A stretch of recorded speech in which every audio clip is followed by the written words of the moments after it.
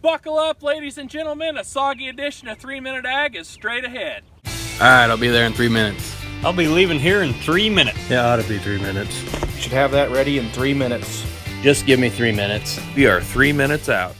Hey guys, I'm Jake Fairley, and today we're out in an alfalfa field in the rain because, well, we want to talk about cutting hay. That's definitely a problem we're going to have to address this season. What are we going to do about cutting hay with the weather we're having?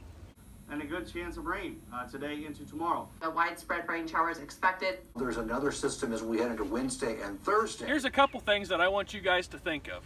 What is the end destination of your hay? Are you going to feed it yourself? Are you going to sell it to a neighbor? Are you selling it to a horse operation or a dairy that needs higher quality protein? Are you going to sell it to a backgrounding operation that could just use it to blend a ration? Where your hay goes makes a big difference on when you cut it. Do you cut your hay when you see the neighbor cutting it? What are you doing just standing around here? The neighbor's out cutting hay. Get the swathers. We got to go. Do you realize that's not alfalfa, right? It doesn't matter. We're going to cut oats, rye, the row ditch. We're going to cut it all. Do you cut the hay when you can just feel a bud? Maybe when it's 10th bloom, half bloom, or maybe when it's full bloom. It really depends where it's going to go. If you cut the hay earlier, you have a higher protein content, a higher feed level value, but your tons are going to be less. As you let the hay progress to maturity, your tons go up, but your feed quality goes down. This may not be an issue, it just depends what you want to do with it. Another thing I want you to think about this year as you're rolling through the hay field is, what kind of shape is my stand in? You need to take a good look at your stand. We had a lot of winter kill this year, and some alfalfa fields are a lot weaker than they were last season.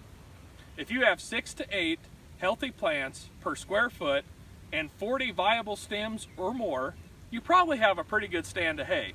If you're less than this, it may be time to think about retiring that stand. As you go through the winter, you're going to lose some more plants, and next year you may really have a weak stand of hay.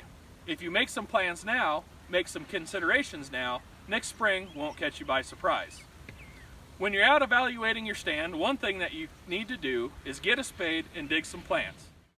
If you have crown rot or root rot, it'll start showing up as brown decay inside the crowns and the roots. As this progresses down through the crown and down through the root, it's going to start impacting how well that plant can survive the winter. So go out, dig a few plants from different areas in the field, and just see what you got going on. A weak stand now probably won't survive the winter. As you're getting ready to go into winter, you need to think about when you're going to make your last cutting. Just keep in mind, when your last cutting comes around, if you want that plant to regrow and become winterproof, you need about 500 growing degree units to get it through the winter. Otherwise, you could cut it after the last frost, but keep in mind that you're opening up the crown and it may winter kill easier and you don't have any stubble to catch snow. Just a consideration to make. All right, I'm Jake Fairley. This is 3 Minute Ag. That's a hay field. I'm tired of getting wet. Ozzy, what do you think of the weather this spring?